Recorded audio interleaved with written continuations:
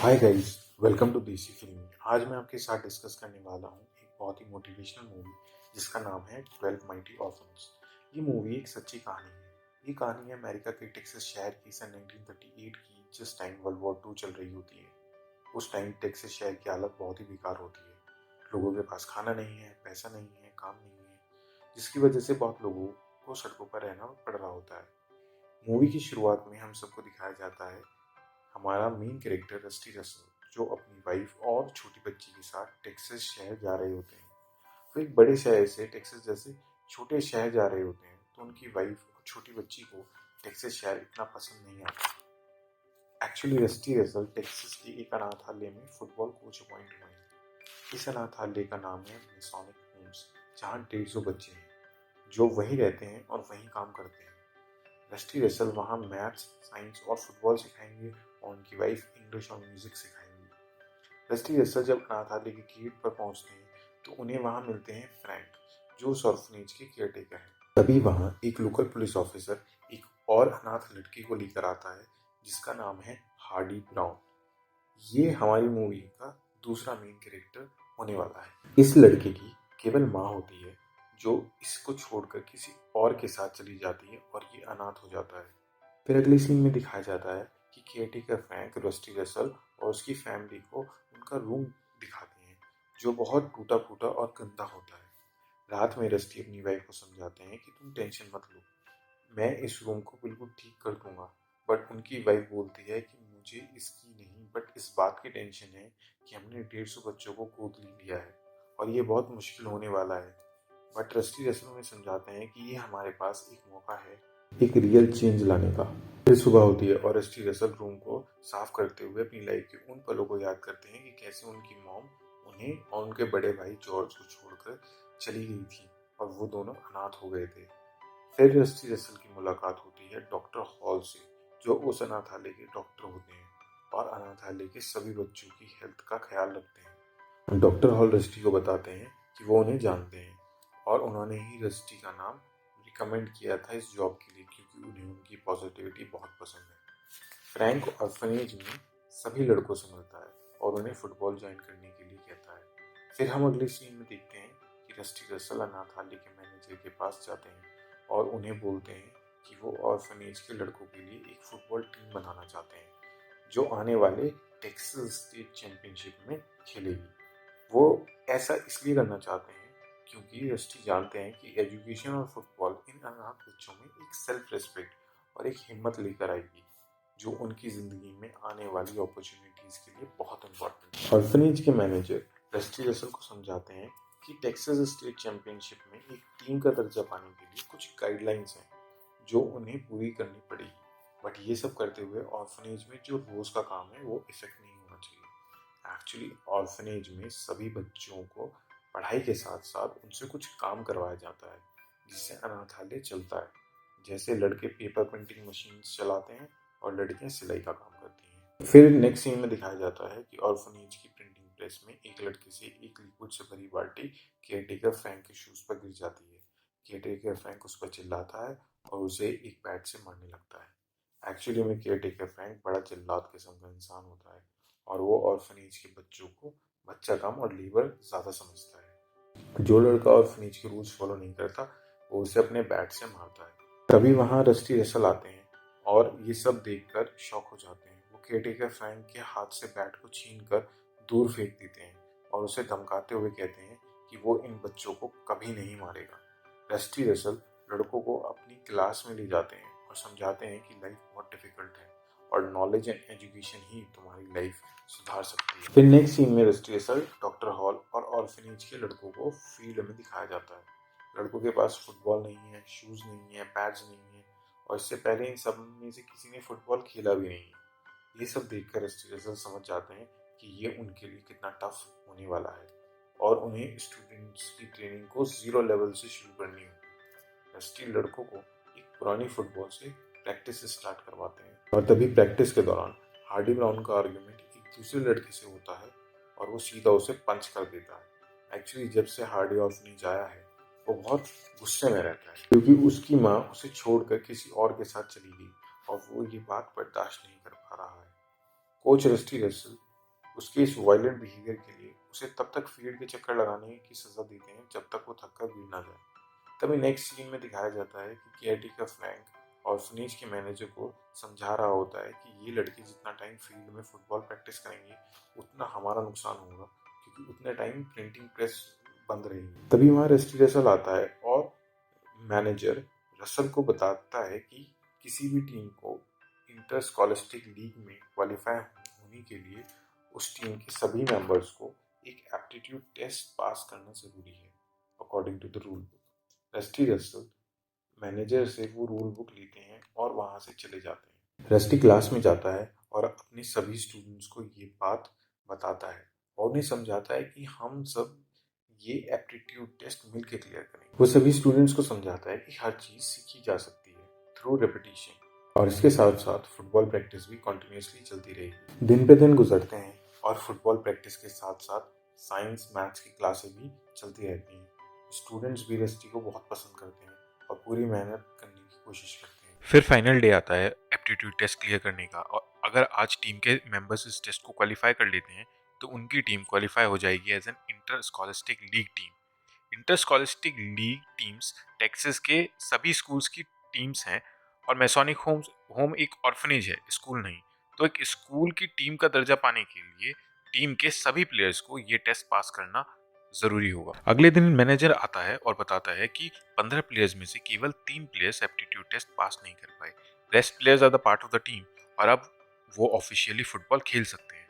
Rusty Russell सभी players को समझाता है कि अब हमारे पास बचते हैं 12 प्लेयर्स एंड वो फिजिकली इतने स्ट्रांग नहीं है as compare to the players of the other team. So Rusty Russell new strategy introduce करता है गेम में ताकि वो गेम जीत सके, और अगले दिन से रस्टी रसल उनकी न्यू स्ट्रैटेजी के अकॉर्डिंग प्रैक्टिस स्टार्ट करवाता है। फिर नेक्स्ट सीन में दिखाया जाता है कि इंटरस्कॉलिस्टिक लीग्स के ऑफिशियल्स और टेक्सास शहर के अलग अलग स्कूल्स के फुटबॉल कोचेस की मीटिंग होती है, जहां ऑर्फनेज की टीम को क्या टीम का दर्जा देना चाहिए या नहीं, इस बात पर डिस्कशन हो रहा होता है। रस्टी रसल इस मीटिंग के पैनल से रिक्वेस्ट करते हैं कि उन्हें इन ऑर्फन बच्चों को खुद को प्रूव करने का एक मौका देना चाहिए। बट जो पैनल का हेड होता है वो बिल्कुल भी इंटरेस्टेड नहीं होता और ये कहकर टीम को एक्सेप्ट करने से मना कर देता है कि अनाथालय में केवल 150 बच्चे हैं। किसी भी टीम को एक स्कूल टीम का दर्जा पाने के लिए उस स्कूल में 500 बच्चे होने चाहिए। तभी डॉक्टर फ्रैंक पैनल को याद दिलाते हैं कि रूल बुक के अकॉर्डिंग अगर किसी स्कूल में 500 बच्चे नहीं हैं तो ऐसी सिचुएशन में टेक्सास शहर के अलग अलग स्कूल्स के फुटबॉल कोचेस का वोट डिसाइड करेगा कि उन्हें मौका मिलना चाहिए या नहीं, और फिर वोटिंग होती है और वो जीत जाते हैं। फिर उनका पहला मैच होता है। पहला ही मैच टफ टीम से होता है जो पिछले 5 सालों में 2 बार स्टेट चैंपियनशिप जीत चुकी है। मैच के दौरान हार्डी ब्राउन अपने गुस्से पर कंट्रोल नहीं कर पाता और अपने टीम के मेंबर से ही लड़ने लगता है। पहला ही मैच वो बहुत बुरी तरीके से हारते हैं। कोच रेस्टी रसल जानते हैं कि उनकी टीम का डिफेंस बहुत वीक है, क्योंकि डिफेंस करने के लिए उन्हें बहुत लंबे चौड़े हट्टे कट्टे लड़के चाहिए। बट अनाथालय के सारे प्लेयर्स फिजिकली वीक हैं एक्सेप्ट हार्डी ब्राउन। सो कोच रेस्टी रसल रात को अपनी टीम के लिए एक न्यू ऑफेंसिव स्ट्रैटेजी बनाते हैं और उसी रात स्टूडेंट्स के पास जाते हैं और उनको वो न्यू ऑफेंसिव स्ट्रैटेजी समझाते हैं। रस्टी रसल सभी प्लेयर्स को समझाते हैं कि भले ही हमारे पास साइज नहीं हो बट हमारे पास स्पीड है और हम इसका ही फायदा उठाएंगे। बट सभी प्लेयर्स मायूस होते हैं अपनी पहली हार से। उन्हें लगता है कि वो एक भी मैच नहीं जीत पाएंगे और ये सब उनके लिए बना ही नहीं है। फिर कोच रसल उन्हें बोलते हैं आज जो भी फील्ड पर हुआ उसकी फुल रिस्पॉन्सिबिलिटी मैं लेता हूँ।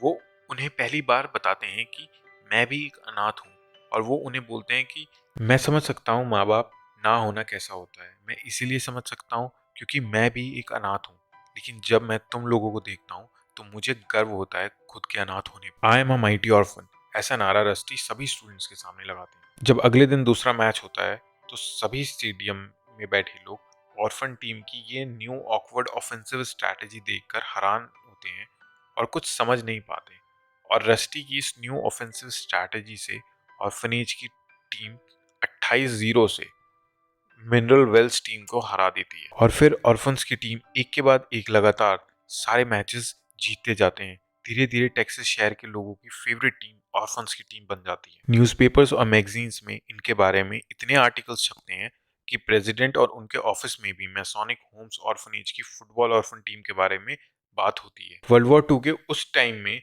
रस्टी रसल की ये टीम पूरे देश का ध्यान अपनी ओर आकर्षित कर लेती है। जैसे जैसे रस्टी की ऑर्फन टीम इंटर स्कूल्स के मैचेस जीती जाती है, उनका खुद पर कॉन्फिडेंस बढ़ता जाता है। न्यूज़पेपर्स में उन पर हर दूसरे दिन आर्टिकल्स छपते हैं और लोग उनके ऑटोग्राफ लेने के लिए आते हैं। ऑर्फन टीम का सबसे स्ट्रॉन्ग प्लेयर हार्डी ब्राउन भी अपने गुस्से को चैनलाइज करता है और अकेले ही टीम का डिफेंस संभाल लेता है, और अब वो सब स्टेट चैंपियनशिप में पहुंच जाते हैं। एक रात ऑर्फनेज टीम का एक प्लेयर जिसका नाम स्नॉग्स है, वो रात को ऑर्फनेज में एक झरोखे से लड़कियों के रूम में झांक रहा होता है, क्योंकि उसे उस रूम से लड़कियों के हंसने की आवाज आती है। तभी केयरटेकर फ्रैंक उसे ये सब करते हुए देख लेता है और उसे अपने बैट से बहुत मारता है। हार्डी ब्राउन जब फ्रैंक को स्नॉग्स को मारते हुए देखता है तो उसका गुस्सा आपे से बाहर हो जाता है और वो केयरटेकर फ्रैंक के रूम में जाता है और उसे उसी के बैट से बहुत मारता है। सुबह होती है और रस्टी रसल को पता चलता है कि केयरटेकर फ्रैंक ने स्नॉग्स को रात को बहुत मारा। वो मैनेजर के पास जाता है और फ्रैंक को टर्मिनेट करने की डिमांड करता है। वहीं दूसरी तरफ न्यूज़पेपर के थ्रू अनाथालय के सभी स्टूडेंट्स डॉक्टर हॉल और रसल को पता लगता है कि उन्हें टेक्सास स्टेट चैंपियनशिप के फाइनल से निकाल दिया गया है, क्योंकि हार्डी ब्राउन की एज ज्यादा है। एक्चुअली में केयरटेकर फ्रैंक फाइनल्स में खेलने वाली टीम के कोच के साथ मिलकर हार्डी ब्राउन का गलत बर्थ सर्टिफिकेट सबमिट कर देते हैं और उसे ओवर एज साबित कर देते हैं। इस सब से हताश होकर रस्टी अपने रूम में जाता है और अपनी वाइफ से कहता है, जितना भी हमने मेहनत की, जितनी भी सेक्रीफाइसेस की, उसका कोई फायदा नहीं हुआ। उसकी वाइफ उसके पास एक बॉक्स लेकर जाती है और बोलती है, कोई फायदा हुआ हो या नहीं, लेकिन कुछ तो हुआ है। रस्टी उससे पूछता है, इस बॉक्स में क्या है? वो बोलती है, ये लेटर्स हैं जो 2 हफ्ते से पूरे देश से आ रहे हैं, और इन लेटर्स में है करेज, होप, इंस्पिरेशन, डेडिकेशन, जो इन सब लोगों को मिला है तुमसे और तुम्हारी टीम से। क्या तुम्हें लगता है ये कुछ नहीं है?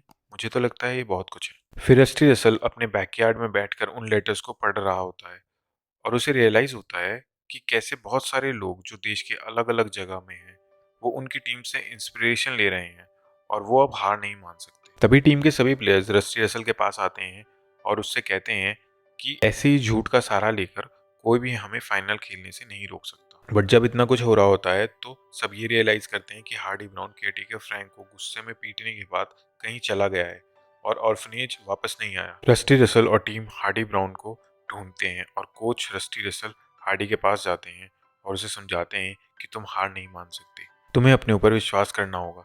अगर तुम्हारे अंदर गुस्सा और डर होगा तो हमेशा वो वायलेंस के थ्रू तुम पर डोमिनेट करता रहेगा और तुम्हारा गुस्सा कभी तुम्हें देखने नहीं देगा तुम्हारे आगे क्या है। हार्डी की आंखों में आंसू होते हैं और वो कोच को बताता है कि मेरे पापा को मेरी आंखों के आगे गोली मारी गई, मैं ये कैसे भूल सकता हूँ। जब मैंने अपनी मॉम को बताया कि पापा को किसी ने मार दिया है तो मेरी मॉम ने अपना सामान पैक किया और मुझे बोला कि वो अब मुझे नहीं चाहती। एक माँ अपने बच्चे को ऐसा कैसे बोल सकती है, इसमें मेरी क्या गलती है? ये सब बोलते हुए Hardy brown coach rusty Russell को गले लगाता है और बहुत रोता है। ये पहली बार है जब हार्डी ब्राउन किसी को खुलकर अपने दिल की बात बताता है। कोच उसे समझाते हैं कि इसमें तुम्हारी कोई गलती नहीं है। वो उससे बोलते हैं, भयानक से भयानक चीज होती हैं लोगों की जिंदगी में, और बट उनको एक्सेप्ट करके आगे बढ़ने के अलावा हमारे पास और कोई ऑप्शन नहीं है, because we can't change the past. Coach समझाते हैं कि अब तुम्हारा एक परिवार है, ये लड़के तुम्हारे भाई हैं और इन्हें तुम्हारी जरूरत है। वहीं दूसरी तरफ दिखाया जाता है कि मीडिया के थ्रू ये बात आग की तरह पूरे देश में फैल जाती है कि माइटी ऑर्फन्स को टेक्सास स्टेट चैंपियनशिप के फाइनल से बाहर कर दिया गया है, और एक पत्रकार को भी दिखाया जाता है जो माइटी ऑर्फन्स की टीम को रेगुलरली फॉलो करता था। वो अपने बड़े पत्रकार दोस्त से मिलता है और उसे कहता है कि कमेटी का हेड और ऑपोजिट टीम का कोच आपस में रिश्तेदार हैं और कमेटी का फैसला माइटी ऑर्फन्स के अगेंस्ट ही आएगा। और वो पत्रकार अपने दोस्त से कहता है कि तुम प्रेसिडेंट को जानते हो, तो तुम प्लीज प्रेसिडेंट ऑफिस में फोन करके रिक्वेस्ट करो कि वो इस बारे में कुछ करें। फिर नेक्स्ट सीन में दिखाया जाता है कि इन्वेस्टिगेशन कमेटी बैठती है जहां हार्डी ब्राउन का बर्थ सर्टिफिकेट दिखाया जाता है। तभी ऑर्फनेज का मैनेजर कमेटी के सामने हार्डी का ओरिजिनल बर्थ सर्टिफिकेट रखता है और उन्हें प्रूव करता है कि जो बर्थ सर्टिफिकेट उनके पास है वो हार्डी का नहीं है।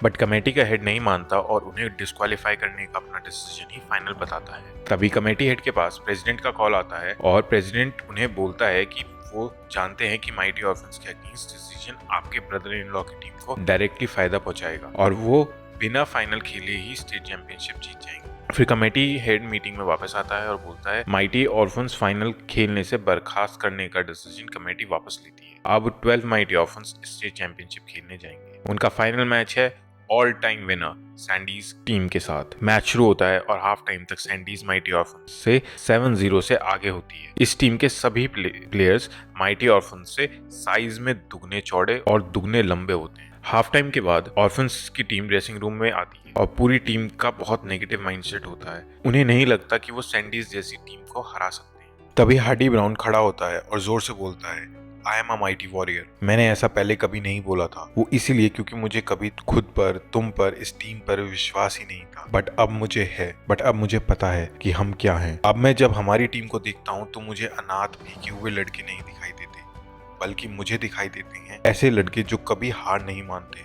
हार्डी उन सबको मोटिवेट करते हुए कहता है कि हमारा पेन टेम्परेरी है और इस अगले हाफ में हम उनको दिखा देंगे कि हम किस मिट्टी के बने हैं। नेक्स्ट एंड फाइनल हाफ शुरू होता है और माइटी ऑर्फन्स 6 पॉइंट्स ही स्कोर कर पाते हैं और एट द एंड स्कोर होता है सैंडीज 7 एंड माइटी ऑर्फन्स 6 और अनफॉर्चुनेटली माइटी ऑर्फन्स 1 पॉइंट से हार जाते हैं। इवन दो माइटी माइट्स हार जाते हैं बट पूरे स्टेडियम में माइटी माइट्स का शोर होने लगता है। माइटी ऑर्फन्स भले ही हार गए हों बट उस दिन वो कुछ ऐसा जीतते हैं जो शब्दों में बयान नहीं किया जा सकता और यहीं पर हमारी मूवी खत्म हो जाती है। आगे चल के रियल लाइफ में हार्डी ब्राउन 12 सीजन तक NFL की भी खेलता है और मैसोनिक होम्स के बहुत सारे बच्चे आगे चल के doctors, engineers, sports coaches, players और सोल्जर्स बनते हैं। दोस्तों, ये एक सच्ची कहानी है। ये कहानी है उम्मीद की। नो मैटर हमारी लाइफ में कितनी भी बुरी सर्कमस्टेंसेस आ जाएं, जो कि आएंगी ही, अगर हम एक उम्मीद जगा के अपनी लाइफ को बेहतर करने की मेहनत करते हैं तो भले ही हम जीते या हारे बट हम अपनी जिंदगी को बेहतर जरूर बना लेंगे। थैंक यू गाइज, मिलते हैं नेक्स्ट वीडियो में। Please like, comment, share and subscribe to the channel.